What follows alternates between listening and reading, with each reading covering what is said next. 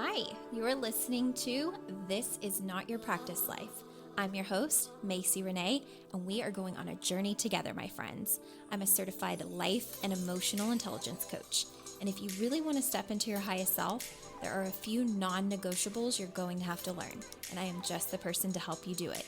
No matter your past, I'm here to help you create a more fulfilling future. So stick around with me.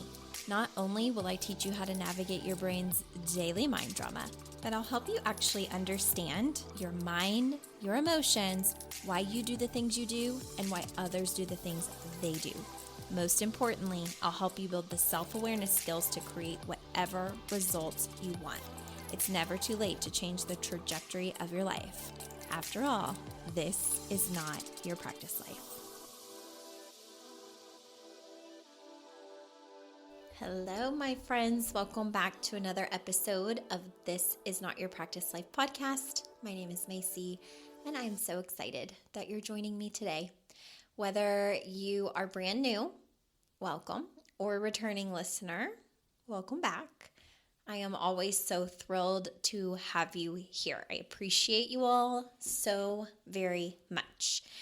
Really quickly, we're going to get into the episode, but I want to remind you that the hybrid experience is open for enrollment now through mid-September.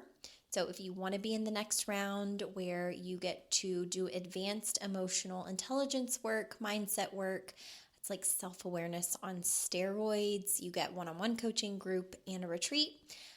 That is open, again, officially for main enrollment now through mid-September.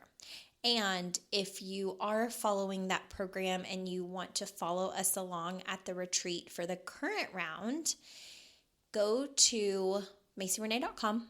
Make sure you click, I think it is like ways to work together or like something along those lines, but find the hybrid experience and you will see a pop-up email invite. And if you sign up on that list, as we're at the retreat, like you're going to get updates. You're going to know like how to stay in the loop with things. Like if you're wanting a front row seat to this retreat, that's really the list that's going to get the updates. Not everybody else on my email list will.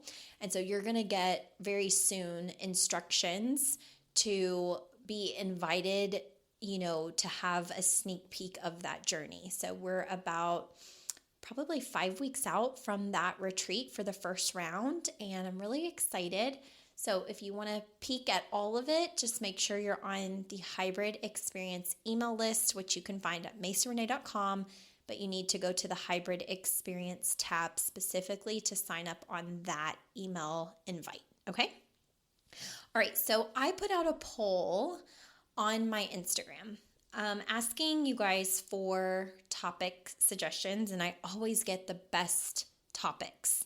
I love whenever you guys let me know what you want to hear, because for me, as someone who has now done, I think, 187 podcast episodes and has spent 187 weeks almost fully consistently for the last 19, 20, 21, 4 years podcasting, I get a little bit blurry on what I want to even talk about or what my audience needs. So I love asking you because sometimes my brain feels a little fried. That's just going to be my honest answer. So I got 4 awesome suggestions that I loved, which were how to push through when it's hard, how to fall in love with yourself or how to love yourself, fear of starting over, and how to make adult friends in a new town.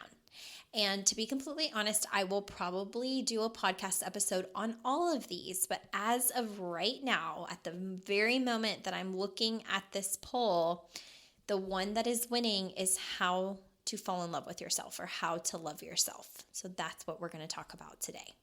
Admittingly, this was also one that really stood out to me because it immediately gave me like a visceral response in my body and made me think very deeply about what my own answer would be. So this is going to be a little bit non-traditional in the sense that I am going to speak some of my own testimony more so than just giving you all, suggestions and whatnot, or, pointing things out. I will still do that, but I'm going to do that through my own testimony because something in my gut is telling me someone needs this episode, and I don't know who you are. And I don't know if we've ever met, whether that's on social media or in person, or if you're a client or not a client. I don't know who you are, but something deep in my gut tonight, it's a really weird feeling, it's telling me that the way that I will share this, my testimony and my viewpoint, might be exactly what you needed at this time. So this is for you. This is me trusting my gut and trusting that whatever this feeling that I'm having inside, that someone needs to hear it, that it's meant to be that way and shared this way. So when I read this question, how to fall in love with yourself or be in love with yourself, it was some, it was framed in that way, one way or the other. I immediately thought back to who I was maybe even 8 or 9 years ago. And I was in my early 20s in a really, really hard place in my life with a lot of things going on that people did not know. And the interesting thing is, if someone would have asked me even back then, Macy, do you love yourself? I probably would have told them yes, because it seemed like the obvious answer you should give. Like, of course I love myself. Why wouldn't I love myself? But looking back and looking at where I am now, I will vulnerably admit that I really don't believe that I loved myself or my life. And I think part of the reason being is because I did not know myself. And this is something that a lot of my clients or people who come to me will say is, I don't feel like I even know who I am. And that is exactly where I was before I found my coach. I think it was 7 years ago that I found my coach. So, 8, 9, 10 years ago, those were some of the darkest days of my life. And when I'm looking back and reflecting on all of the things that were going on. So we had a lot of personal stuff happening in our family. We had a family member struggling with mental illness, and, I had a lot of things going on with the law with that family member, and just a bunch of hard things that I don't actually think that I've ever really opened up and talked about on the podcast. And I'm not sure if I ever will, just out of respect for that family member that I also love and want to protect. But it was a really, really hard time period. And I honestly think that when you are in a position where you don't know who you are or what you want, or you're bogged down by life and you're overwhelmed and maybe depressed or full of anxiety, I think it is really hard to actually fully love yourself because you don't even know yourself. You have no clue who you are. So I have mentioned this on the podcast, but years ago, if someone asked me, Macy, who are you? I would only be able to answer in the form of titles. I'm a daughter. I'm a granddaughter. I'm a sister. I'm a girlfriend, right? I am a student, or I'm a new occupational therapist. It would have been my roles, not who I actually am at my core. I wouldn't have known how to answer that question about who I am as a person, not my roles and responsibilities. So when I think about self-love and really being able to love yourself, I think the first step truly is to ask yourself, do I even know myself? Like, have I gone down that path and that journey to really get to know me? And what I mean by this, like I said, this is not traditional in how I would normally do a podcast because I'm bringing myself into it a bit. again, intuitively feels like somebody needs it this way. But when I think about this at a very deep level, and I think about loving myself, I didn't even know what that meant back then because I had never lived my life for me. I had always lived my life for other people. I had always lived my life in autopilot, surviving in a trauma response. I had lived most of my life trying to make sure everybody else was okay, trying to make sure I didn't step on anyone's toes or rock the boat. And looking back, it's like, no wonder you struggled to love yourself or love your life, or even know yourself. Every single thing about you and what you did was based on basically making sure everybody else in life was emotionally at bay. And what I mean by that is that I wanted everybody in my life to be calm and serene. And so I would modify who I needed to be and my behavior to try and keep life as calm and serene as possible so that I didn't have to feel that shaken, or, kind of like jarring emotional response when it wasn't. And I know that there are people out there that are doing the same thing. And I even have clients where we've had coaching calls and we've talked about it. So I remember the story that comes to mind. One of my clients was sharing how she went to a family dinner, and there was like a table full of people at this dinner. And she also comes from a family where there's different levels of just trauma and hardship and really hard things. And she doesn't like feeling emotional. She doesn't like feelings, which you will learn very quickly if you work with me. That's a big thing that we work on because it's a part of healing. But at this dinner, everybody got up and left. And the person that was like a family member forgot their wallet. And it became this big reaction, right? This big emotional reaction, explosive anger, just fully upset that they had forgotten their wallet and lost their wallet or left it at the restaurant and had to go back and get it or whatever. And they couldn't really control their emotional response, or they didn't have the awareness to control their emotional response. So their response triggered other people, and specifically it triggered my client. And where it brought her brain was, I should have checked all of the tables and all of the chairs. I should have walked around to make sure that nobody forgot anything. I should have looked and been more diligent and more observant. And basically what she was saying is, I should have been responsible for them so that they didn't leave their wallet and have an explosive reaction. Now, I know that there are people that are listening to this right now that can totally relate to that. That is who I was. That is who I was before coaching. It was like, I really need people in my life to not emotionally overreact because it sends me into an anxious spiral. Like, I feel like I'm going to have a panic attack when other people cannot manage their emotions.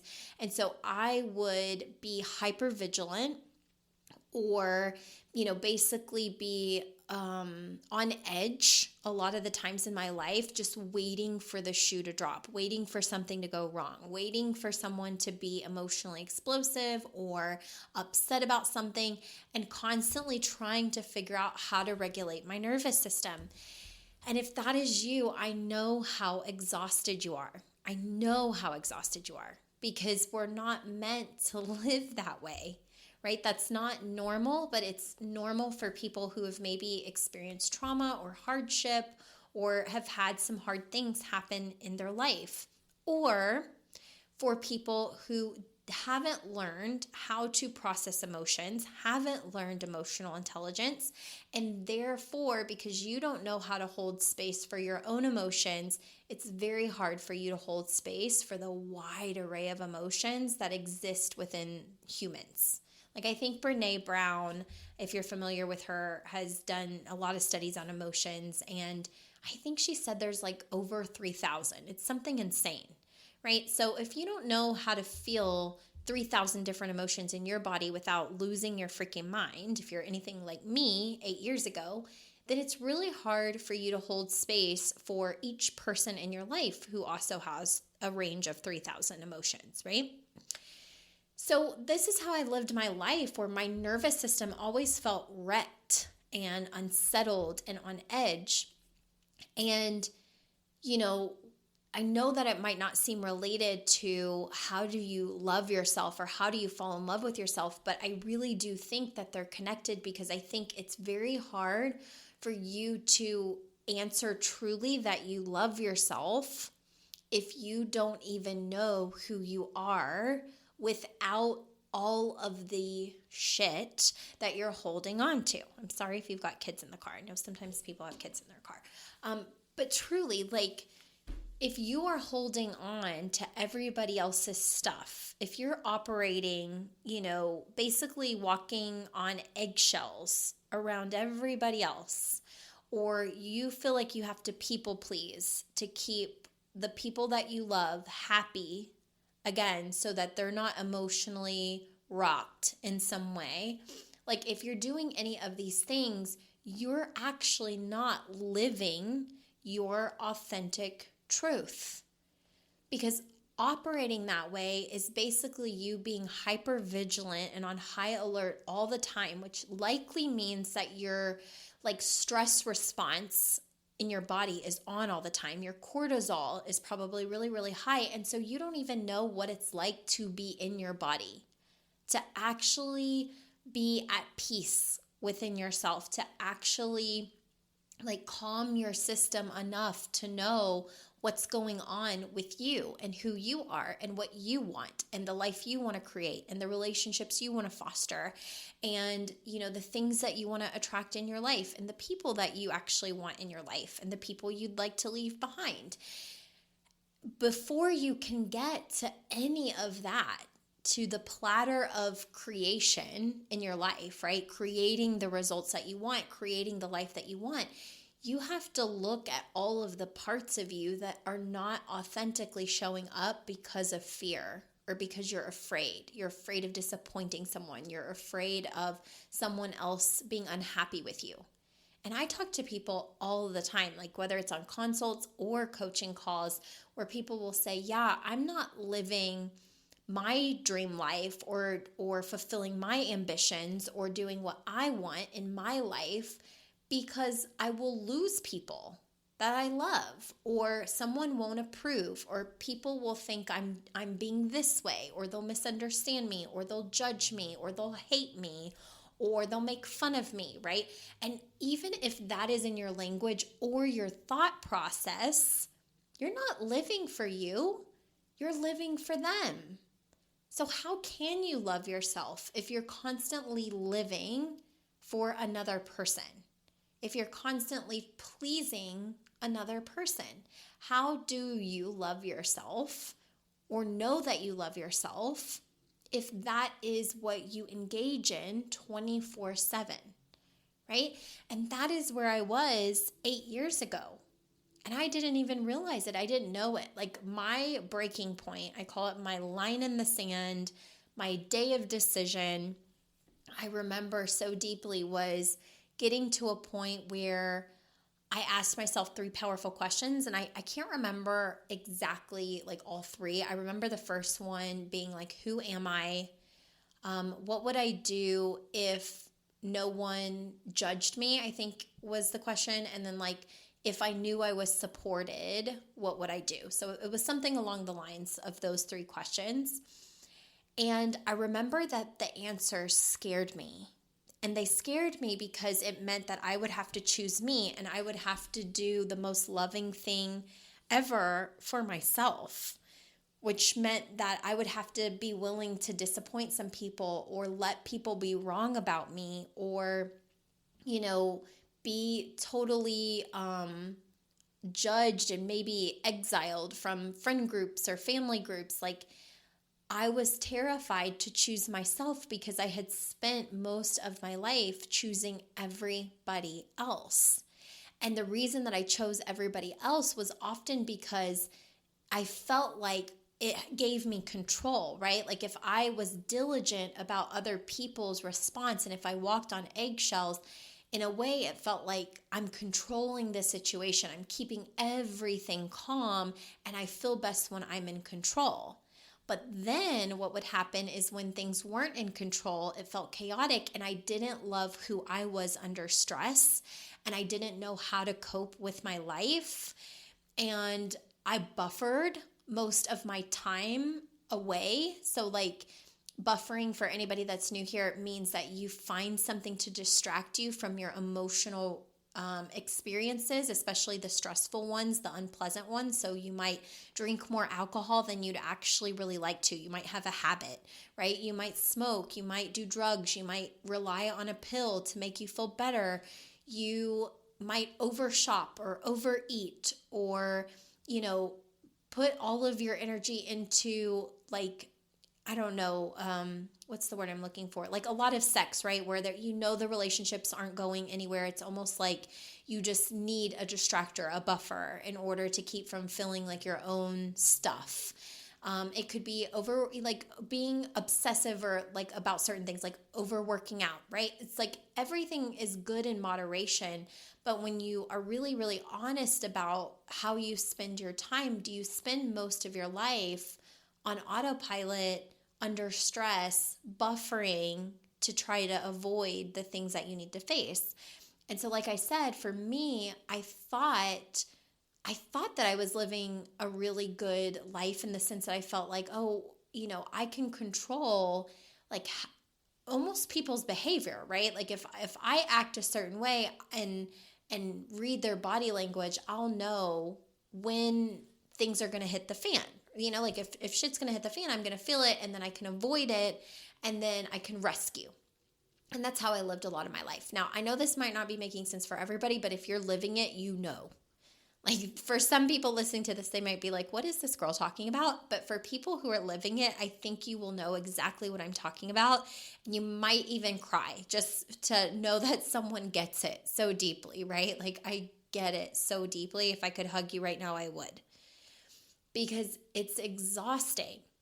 And so when I decided to choose me and decide to work on me and do the thing that other people didn't understand, it was one of the first moments where I chose the most loving thing for myself. It's like whenever you decide to like go to therapy and really like release your stuff, like you decide, right? Or you like hire that mentor or that coach, or you go work out for the first time in forever and decide to be consistent, or you decide you're going to eat healthy, or you decide you're going to leave that toxic friendship or relationship and you're going to go after what you want. It's like in those moments, that's when you are loving yourself deeply, when you let go of what is not aligning and you step more and more every day into what does align with you. Okay? That's loving yourself. That's choosing yourself. When you no longer feel like you have to people please, when you no longer feel like you have to walk on eggshells or be responsible for everybody else around you, their emotions or their results in their life. Like when you are practicing the ultimate form of self-love, it's when you choose and you decide what's best for you. And only you know what that is. Like that is an inner knowing, but you have to be willing to release everything else in order to know that part of yourself.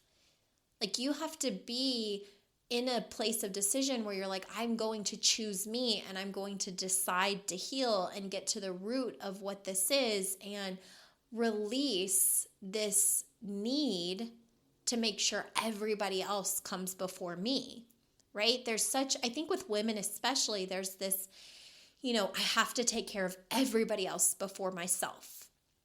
But underneath that comes a lot of exhaustion and even resentment because how can you give something? How can you give the best parts of you when you're not even taking care of those parts?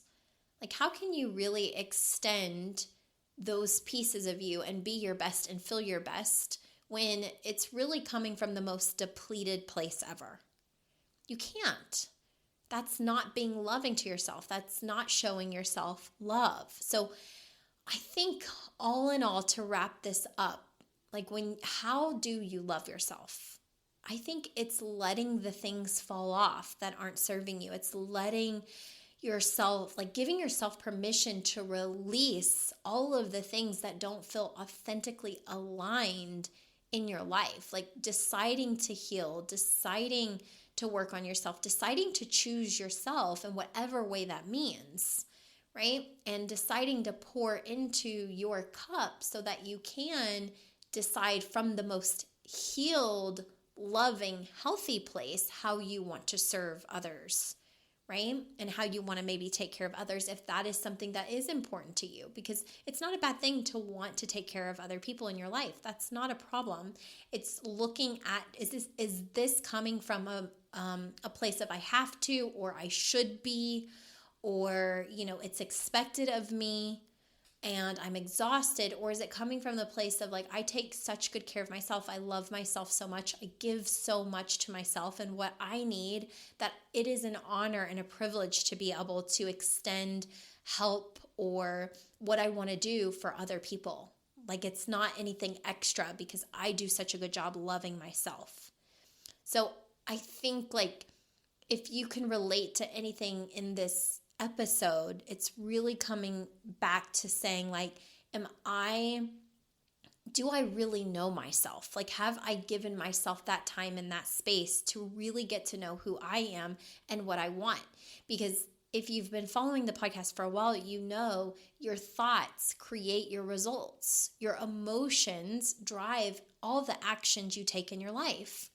So if you're storing up and bottling up all of these emotions and you have all of these thoughts that are running wild in your brain, right? It's going to feel really hard to know how to love yourself if you haven't even unpacked who you are without those limiting beliefs and without those thoughts. How to regulate your nervous system and your emotions. Like, those are skills that are not only important for just everyday living and everyday life, but they're vital in even getting to the root of knowing who you are and what you want. And then once you clear all of that out, life is really a canvas that you get to paint whatever picture you want. But you have to be willing to look at where you've come from and what patterns are in the past or in your current, like, present life that you don't want to bring with you into your future. And I think what a lot of us try to do is, we say we want the change, but we try to bring the old canvas with the old painting into our future life. And you can't always do that. You can modify it, right? You can paint over it. You can start from scratch if you want to, but you can't bring that old into the future and expect a different future. You have to be willing to address what's not working. So if any of this resonated with you and you need help in this department, but you don't even know where to start, my number one suggestion is to go to MacyRenee.com. In the bottom right, you will see a little pop-up that says book a consult. It's free. It's 60 minutes. We will dive into what you've got going on in your life and where you are mentally and emotionally right now and where you want to be. And then based on where you're at with that, I will share with you what I think might be the best route. But at the end of the day, it's always your decision whether you go through with something or you don't. Like, that is so important to me, that you really, like, with coaching, you want to be in a place where you truly are ready to work on your stuff. Because as you can probably tell from this episode, it's deep and it's layered and it takes time and it takes patience. And it's one of the most loving acts that you could ever, ever, ever do for yourself. But you have to be ready for it, right?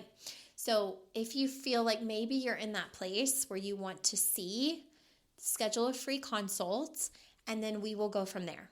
And if it's for you, it is. And if it's not, it's not. And if it's something that, may come later, that's okay too.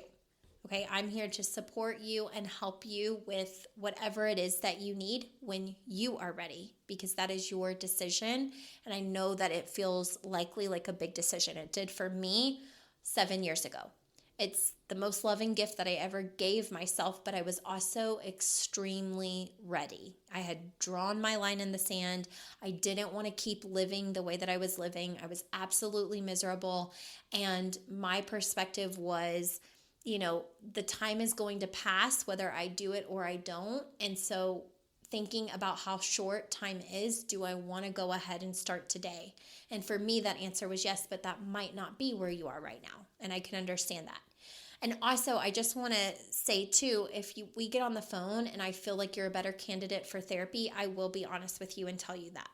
Okay, I am trained in mental health because of my background as an occupational therapist, but I'm not a licensed psychologist or psychiatrist.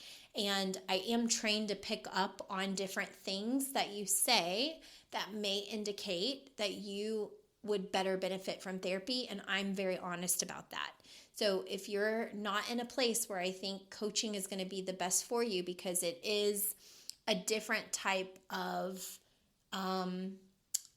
work within yourself. It's a little bit more direct and tough love and future focused, not so much revisiting the past constantly.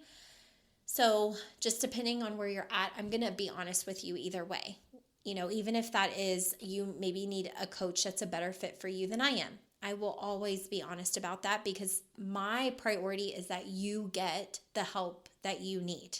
So my ego is not so big that I need you to need me. That's not what this is. It will never be about that. My whole goal is that you get the mental and emotional support you need, whether that's a therapist, a coach, whether that's me or someone else. Okay, that is my MO. So again, if you need anything, go to MacyRenee.com, schedule a free consult. We will talk and we'll go from there. All right. I love you all so much. I hope whoever needed this received it. And I will see you guys again next week. Bye. Hey there. Thank you so much for joining me on today's episode of This Is Not Your Practice Life podcast. If you'd like to connect on social media, you can find me on both Instagram and Facebook at Macy Renee Coaching. And if you want to stay up to date on all of my offers, announcements, and inspirational emails, you can join my email list at MacyRenee.com. In addition, if there's a way that I can further support you in your coaching journey, you can schedule a free 60-minute consult at MacyRenee.com anytime you want, so we can discuss the best options for you. I look forward to seeing you next week, and I hope you have an amazing day. Bye.